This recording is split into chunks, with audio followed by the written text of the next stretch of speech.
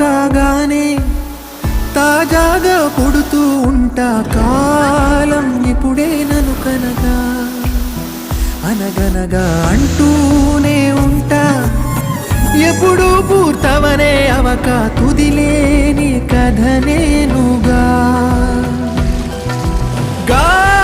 గాలివాటంలాగా ఆగే అలవాటే లేక కాలు నిలవదు ఏ చోట.